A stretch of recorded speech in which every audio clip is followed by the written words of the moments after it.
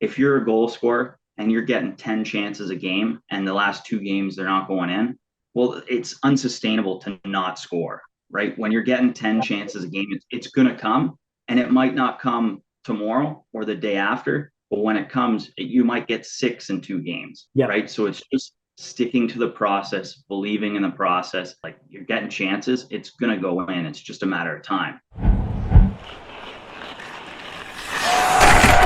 What's going on, guys? This is Braden from Advancement Hockey Advising here. And today we have a special interview here with AHA's very own Liam Blais. For those of you who don't know Liam, we actually had a previous interview with him a few months ago that you can check out right here by clicking up here. But overall, Liam's one of our advisors here at AHA. He's been doing a great job. He's played NCAA D3 hockey, some good junior hockey in the NOJHL. The guy really knows what he's talking about. And honestly, in the first interview, we kind of touched on his background and a few mindset things, stuff like that. But today, I really want to hone in on the mindset and really dive deep into that. I think this interview, hopefully you guys get a ton of value out of it. We filmed it not too long ago, and I know that you guys are going to get tremendous value, a lot of really in-depth mindset stuff here. So for those of you who want to take that mindset game to the next level, this interview is for you. Real quick, if you haven't already, consider hitting that subscribe button and notification bell so you never miss another video moving forward. And two, if you want to, if you get value out of these videos, absolutely destroy that like button. It goes a long way for the YouTube algorithm here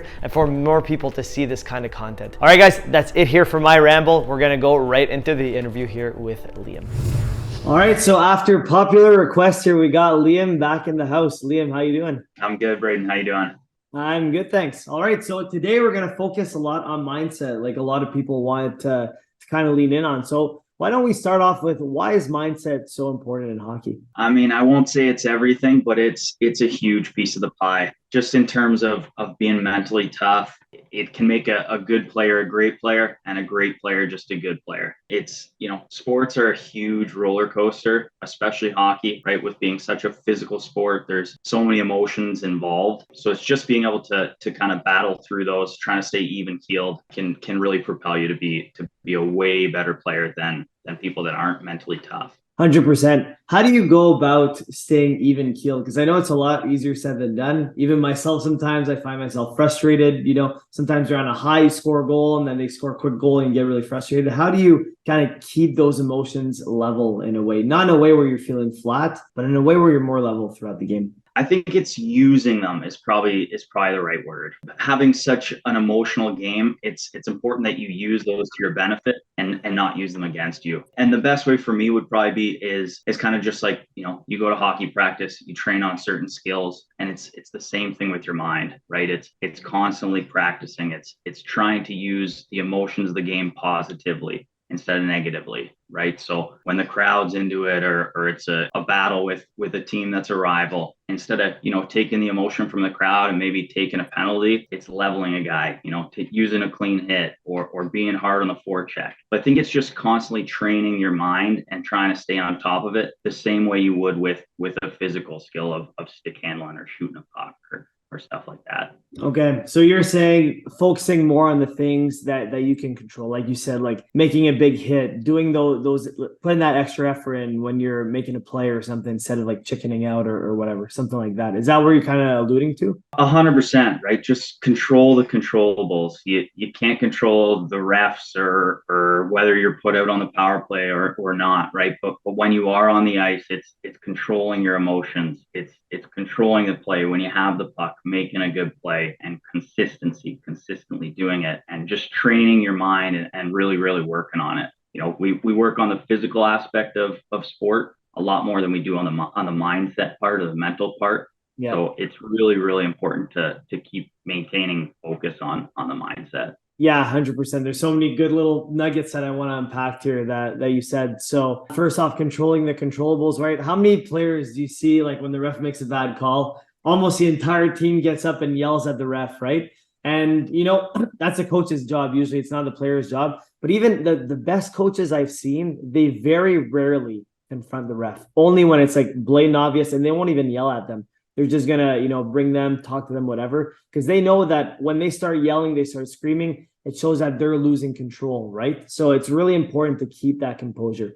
Super, super important right there. So not yelling the refs, control the things that you can do. And you're really saying like to focus on the process and not the results, right? To focus on the things that you can control, not necessarily if you're put out there on the power play, if the ref makes a bad call, even like scoring a goal. Obviously, we all have these goals in mind, but that's not always something you can control, right? It's more the process, the things you do to give you that chance. How do you like go about that when you were playing? How would you say, okay, like, was it in between shifts that you would tell yourself, okay, I got to focus on the process? And how would you even go about that if my question makes sense? Yeah, no, for sure. And a lot of times, so I coach U14 right now. So in terms of the whole ref thing and what you just described, it couldn't be more true. Like at the start of the year, it was unbelievable, right? There's a penalty that the kids they don't agree with, and it's the end of the world. Like the game is over, So it's just remaining calm, right? We can't control it. What we can control is having a successful penalty kill. Right? Let's make sure they don't score and then nothing happened. There's just 2 minutes off the clock. That's all it is, right? No effect. So it's just like staying level-headed and even keeled. And then in terms of the process and the results, it's exactly what you just said. So let's focus on the process. When you have a good process down and you're constantly and consistently doing it, that's when the results come. If you're a goal scorer and you're getting 10 chances a game and the last 2 games they're not going in, well, it's unsustainable to not score, right? When you're getting 10 chances a game, it's going to come, and it might not come tomorrow or the day after, but when it comes, you might get 6 in 2 games, right? So it's just sticking to the process, believing in the process. Like you're getting chances, it's going to go in. It's just a matter of time, right? So just stick with it. Yeah, 100%. And that's what people mean when they say trust the process. I feel like it's like this buzz phrase that people throw around in hockey and sports nowadays. There's definitely some truth to it if it's, being tossed around that much. And it really means that obviously you want to have goals in mind. You want to win a championship. You have to break it down. What do you need to do to win a championship? You got to win a certain number of games. What do you need to do to win a certain number of games for the things you can control? If you're a goal scorer, it means you have to score goals, right? But then how do you even go below that? Because you can't control how many goals are actually going to go in. What are the things that you can do? It's maybe, stopping on the net. Every time you get to the net, stop on the net. Every time that you get a scoring chance, to really make sure that you focus on bearing it in the back of the net, right? And not just kind of tapping it, but really bearing it in the back of the net. I can't think of other good examples right now, but it's like the tiny, tiny habits that you need to really focus on, and not like, it's good to have those big picture goals so you know your target, but the tiny habits is what you need to focus on in the practices and in the games. Do you think that's accurate? I 100% agree with you. And even if you were to watch any highlight reel goal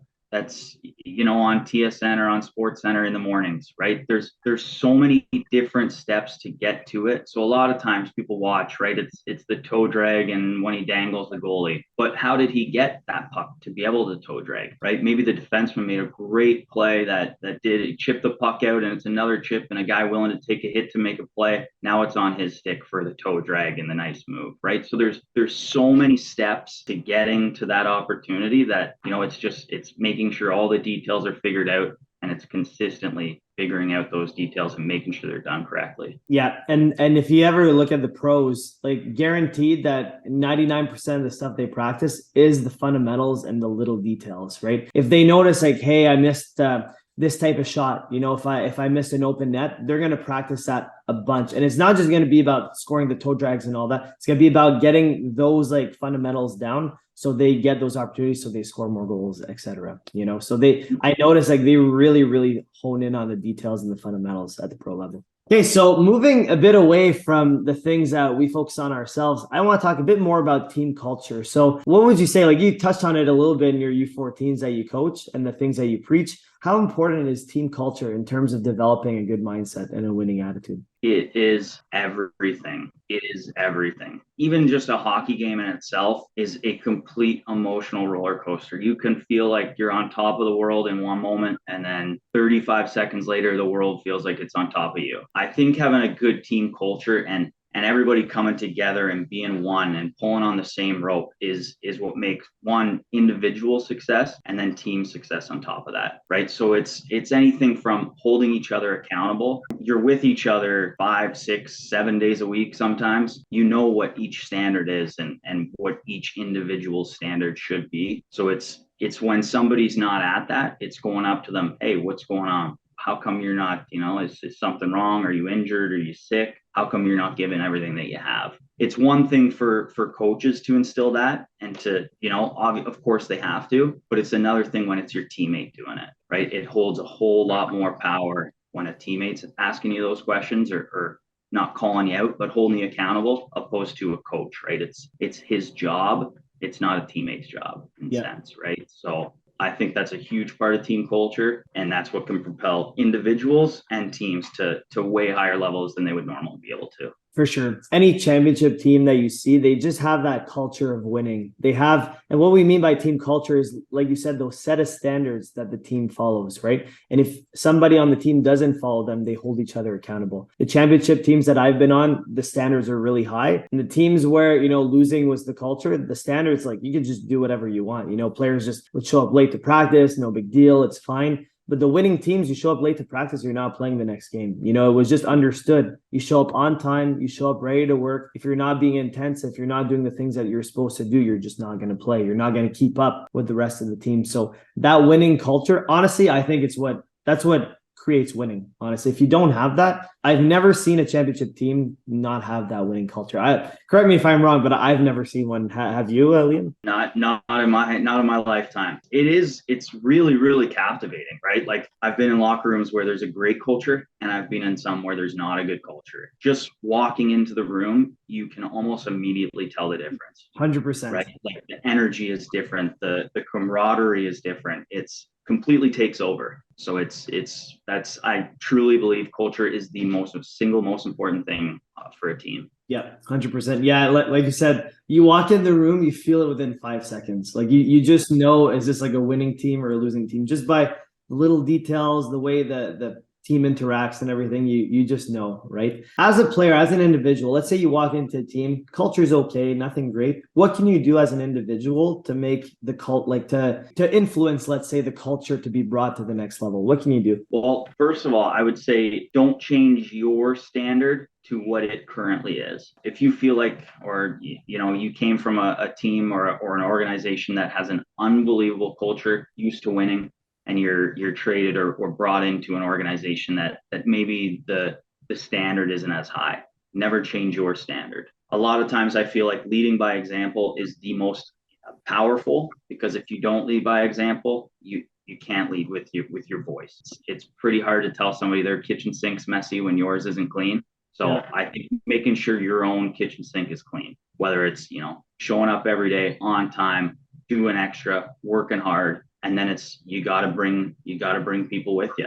One individual with a great culture or really high standards isn't very powerful when there's 25 others with just average, right? So it's once people see that your standard is higher and culture that you can help bring to an organization is better, that's when you have to start recruiting people to do what you do and bring them along for the extra work. But at the end of the day, if there's no buy-in from teammates or others, there's no buy-in, right? They don't have the right mindset. But it takes, I would say, changing the culture of a team or an organization is one of the hardest things to do. There's going to be tons of pushback. There's going to be people that don't agree, that aren't joining. But at the end of the day, those are the ones that unfortunately will have to be left at sea, I guess, right? Like, if they're not going to jump on board, then it is what it is.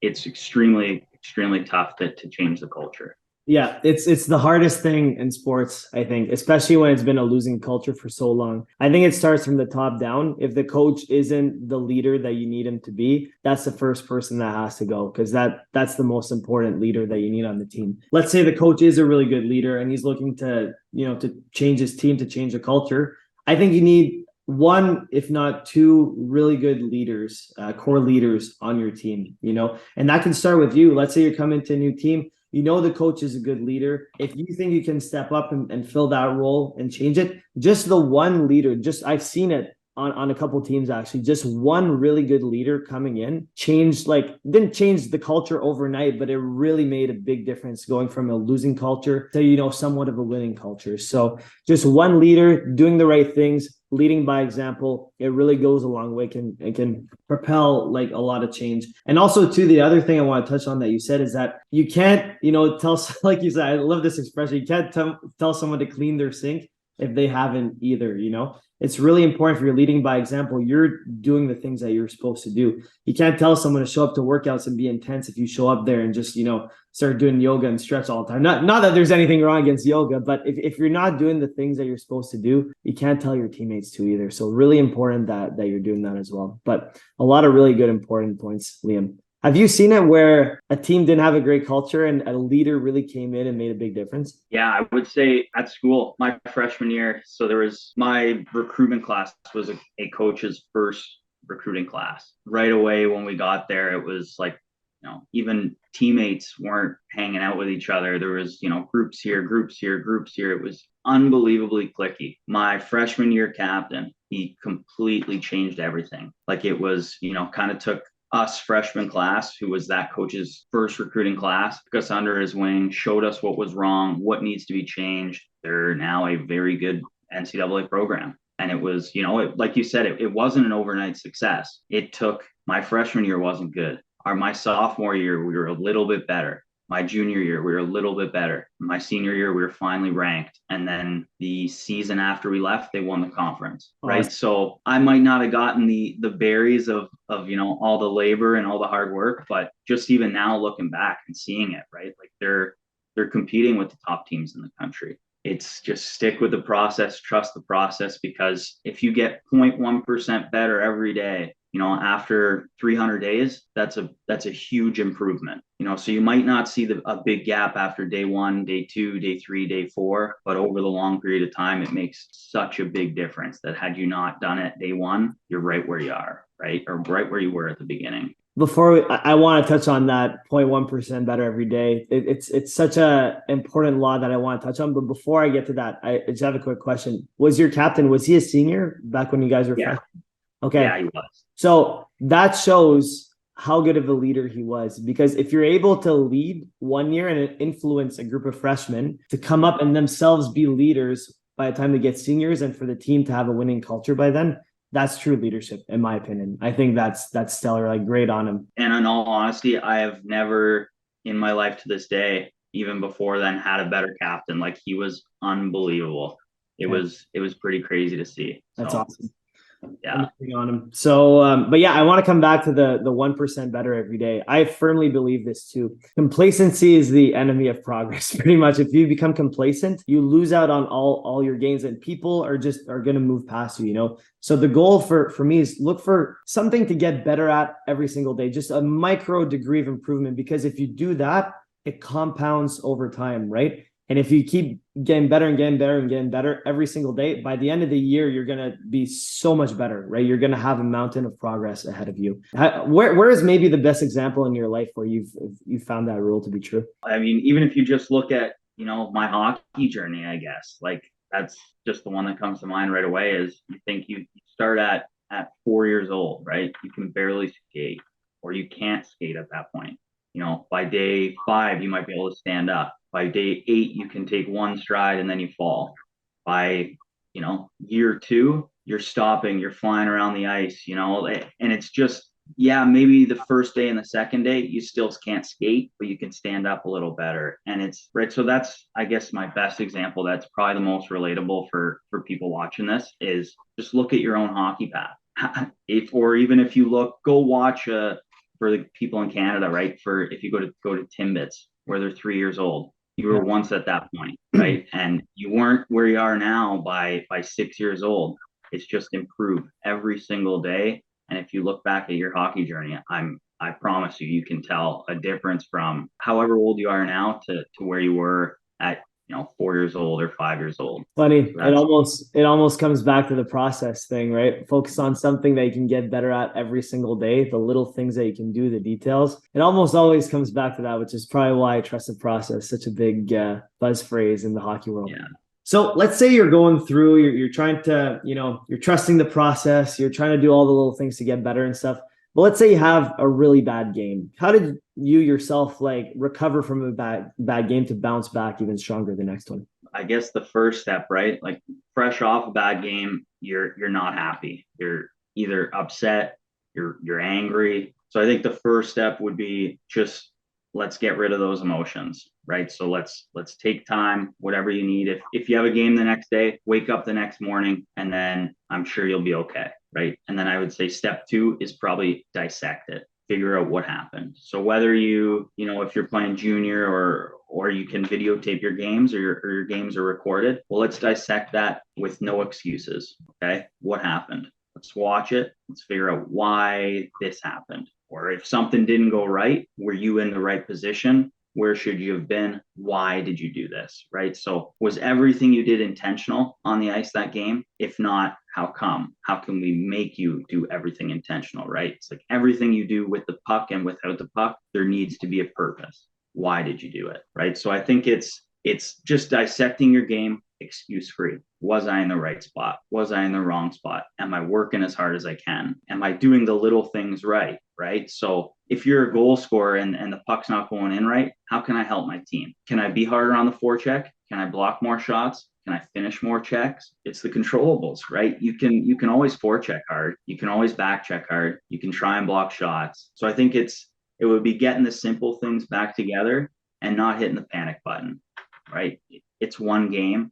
Everybody has bad games. It's let's try and move on from it and figure out what happened. I think that's a great way to summarize it. And honestly, we just made a video a couple weeks ago about how to recover from a bad game. You're basically saying the same thing I did. Process the emotions at first, whatever you need to do.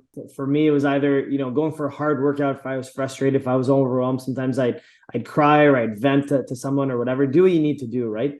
And then if the game's the next day or whatever, before you get to the next game, try and process it either through video. If you don't have time, go through it in your head, objectively analyze it. Really important not to ruminate. There's a big difference between objectively reflecting and ruminating. Ruminating's the enemy, in my opinion. If you're ruminating, you're bashing yourself. That's not helpful, right? So stay away from that. Reflect. Don't hit the panic button. If you reflect, you focus on the controllables, like you said, and you move forward, chances are your next game is going to be a stellar game. So let's go a step deeper. So let's say not just one bad game, but several bad games where we get to the point where you're in a rut, where it's a bit more extreme. What would you do in that case? I would say that's probably an issue of confidence.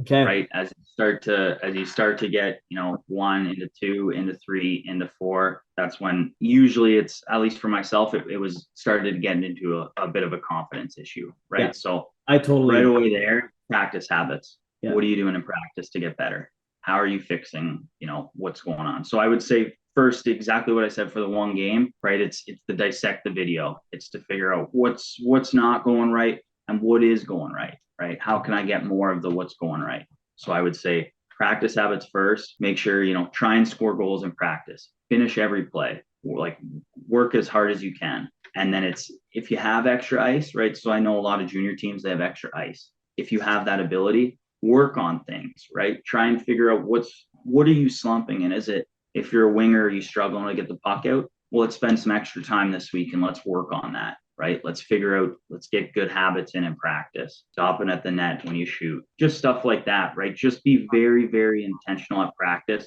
and just constantly work on your habits and try and build up that confidence. That's typically, I would say, is the best place to work on your confidence is practice, right? When you're scoring goals in practice, you'll score goals in games. For sure. And then what if, like, a step further, let's say in practice it's just not going well either, like just confidence is just a mess. Maybe what would you recommend in that case if the confidence is just really low and everything? You just got to keep pushing through, right? Like at the end of the day, you just have to keep on working on it and keep on working on it, and eventually it come, right? Like I heard an interesting quote. It's, how long are you willing to sprint with the destination unknown, right? Like you don't know when it'll snap, right? At some point, you just have to keep working on it and keep going, and it eventually clicks. Yeah. Right. So 100%. You just have to keep pushing. Yeah. Keep pushing, and you almost have to be borderline delusional I've noticed for myself when I'm in that kind of a rut, like, oh, it's gonna come. It's gonna come. Like, you keep focusing on the little details, the process, keep doing the things you need to do. Tell yourself it's gonna come. Might not have happened today, it's gonna come next game. Every shift, you just keep brainwashing yourself. And eventually it comes, and then you start believing it again. And then you typically, it's funny when you're in a rut, when you, let's say you score a goal after like 10 games where you haven't scored, typically like the floodgates open after that. It's funny how it works.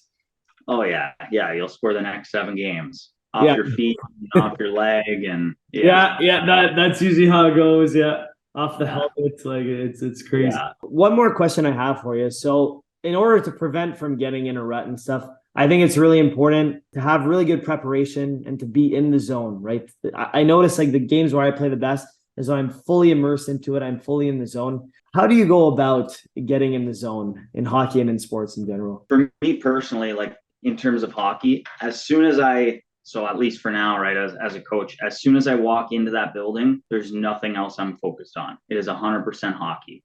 So it's 100% the U14 team I coach. Yeah. When I was playing, if we were on the road, it was as soon as I took a step off that bus, that's when it's hockey time. There's nothing else in this world that is important. I'm ready to play a game and I'm ready to go. And it's the same thing for practice, and it's the same thing for whatever is going on. Now, in terms of, right, like for work and stuff now, you can't just show up and be ready. You have to prepare. So obviously with, when I was playing, you have practices all week, and it's the same thing, right? It's when you're there, you're ready to go. It's your meetings, you're preparing. So it's just making sure that everything is sorted out before that minute that you're ready to go. And it's turning your brain off of every other worry, whether it's, girlfriends or siblings or homework or whatever it might be.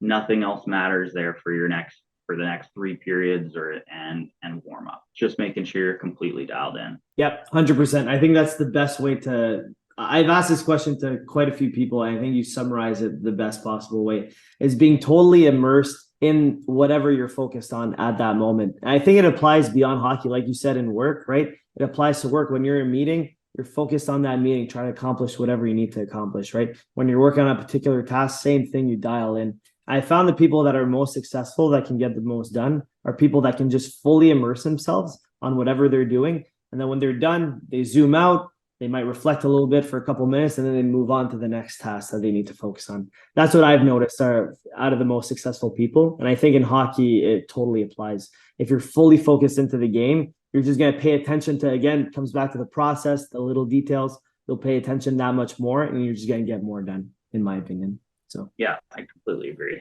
All right. So last question I got for you. It's a question I always ask at the end of the interviews. What's a last piece of advice that we might not have touched on today that you'd like to give to young hockey players out there? We have touched on it, but I'll just kind of go over a little bit more, and it's control the controllables. Just worry about what you can control.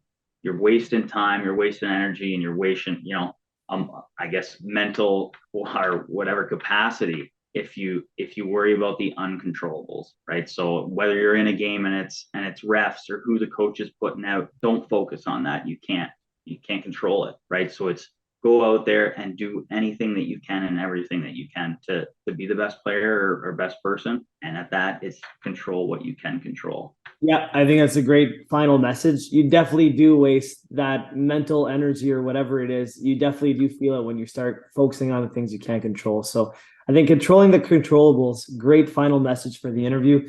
Liam, thanks so much for coming. I think this conversation was amazing. I definitely got a couple takeaways.